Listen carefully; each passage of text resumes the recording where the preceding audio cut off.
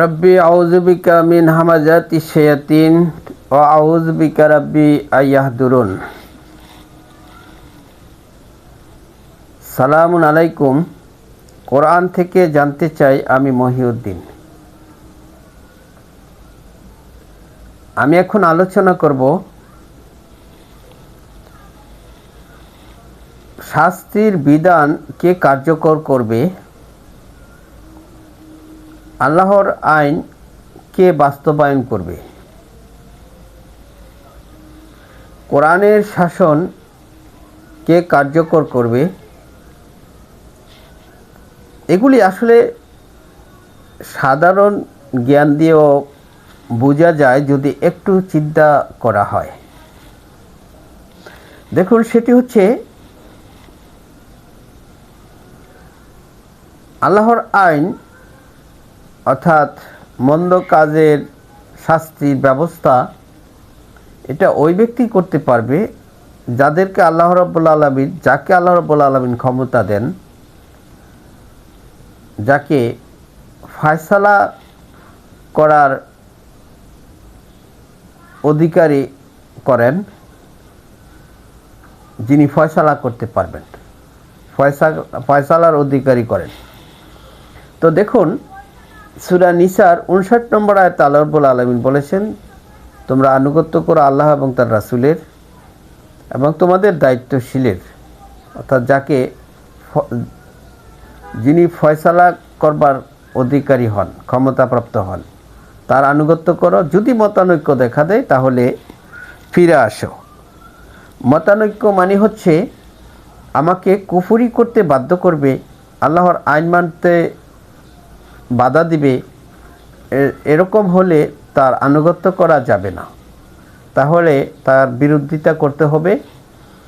সে ক্ষমতা যতটুকুই প্রয়োগ করার চেষ্টা করুক না কেন, অর্থাৎ মন্দ কাজ করা থেকে বিরত থাকতে হবে। তো একটা ব্যক্তি অপরাধ করলো, যেমন ধরুন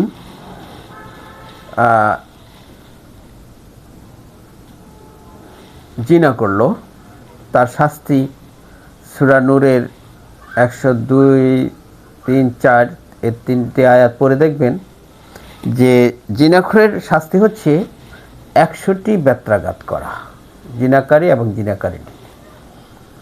আর যে মিথ্যা 4জন সাক্ষী উপস্থাপন করতে হবে তাদের বিরুদ্ধে।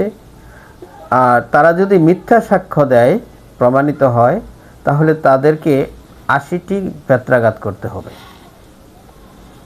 এখন সাক্ষী নিবে কে? স্বাভাবিক প্রশ্ন।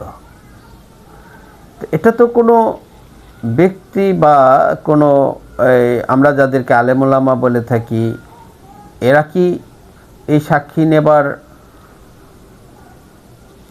অধিকার রাখে? এটা কোরআন দিয়েছে? দেয় নাই। সূরা নিসার 59 নম্বর আয়াতে বলা হয়েছে, যারা ফয়সালা করার অধিকারী হয়, ক্ষমতাপ্রাপ্ত হয়।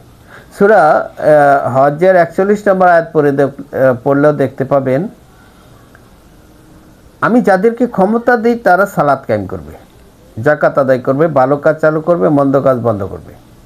তো দেখো, যাদেরকে ক্ষমতা দেওয়া হয় তারা করবে, ভালো কাজ চালু করবে, মন্দ কাজ বন্ধ করবে। তো এই যে শাস্তি দিবে ভালো কাজ চালু করার জন্য, মন্দ কাজ বন্ধ করার জন্য, অপরাধীর মন্দ কাজ বন্ধ করার জন্য তাকে যে শাস্তিটা দিবে, এটা তো সাক্ষী তো তারা নিবে যারা ক্ষমতার অধিকারী হয়, যাদেরকে আল্লাহ ক্ষমতা দেন, যারা ফয়সালা করার অধিকার মালিক হন, ফয়সালা দেওয়ার ক্ষমতা রাখে যারা। তাহলে এইখানে পরিষ্কার করে বুঝতে পারছেন যে আমরা এই সমস্ত বিষয় নিয়ে যার তার কাছে যেতে পারি না। যেমন অহরহ ঘটনা ঘটতেছে, যেমন জিনার শাস্তি, বিভিন্ন অপরাধের শাস্তি, সেগুলি হচ্ছে। সেগুলি কি আজকে যারা আমাদেরকে ধোঁকা দিচ্ছে, মাওলানা সেজে, মোল্লা সেজে, যে তারা বিধান দিচ্ছে, তারা বিধান শিখাচ্ছে, তো তারা কি পারবে এই বিচার ফয়সালা করতে? তাদের কি সেই ক্ষমতা আছে? সেই সক্ষমতা আছে? তাহলে আমরা এই কোরআন থেকে বিধান না নিয়ে যদি আমরা তাদের কাছ থেকে নেই, তাহলে কি আমরা ভুল করব না? আমরা কি ধোঁকায় পড়ে যাব না? অবশ্যই ধোঁকায় পড়ে যাব, কারণ তাদের কাছ থেকে নেওয়া যায় না। কোরআন যেভাবে বলেছে সেভাবে সেটা মেনে চলতে হবে। তো কোরআন তো বলেছে যে যাদেরকে আমি ক্ষমতা দিই তার আনুগত্য করো, সূরা নিসার 59 নম্বর আয়াত আর সূরা হজ্জের 41 নম্বর আয়াত। তারা ভালো কাজ চালু করবে, অর্থাৎ তারা সালাত কায়েম করবে। তো এই কাজগুলি তো তারা করবে, কিন্তু এই কাজগুলি তো অন্যরা করতে পারে না। তাহলে অন্যরা যদি করে তাহলে তারা কি হবে? তারা হবে ফাসাদ সৃষ্টিকারী। ফাসাদ সৃষ্টিকারীর শাস্তি তো কোরআন দিয়েছে মৃত্যুদণ্ড। ফাসাদ হচ্ছে হত্যার চাইতেও মন্দ, জঘন্য। কারণ এটা ওরাই ফাসাদ সৃষ্টি করবে যারা নিজের হাতে আইন তুলে নেবে।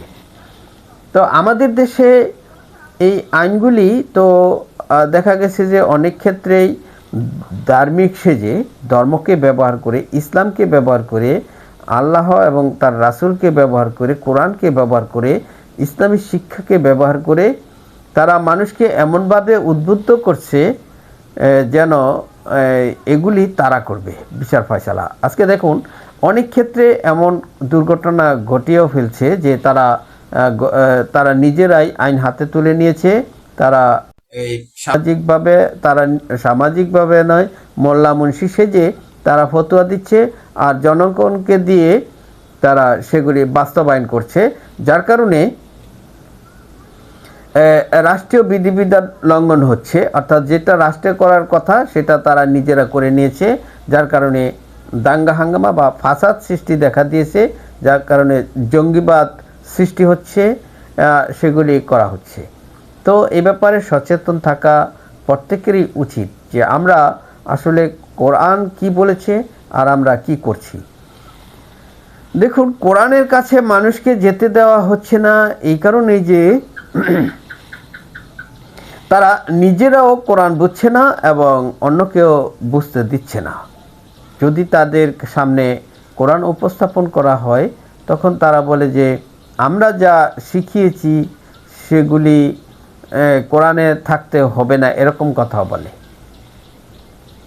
কোরআন দিয়ে সব কিছু হবে না এমন কথা বলে ফেলে।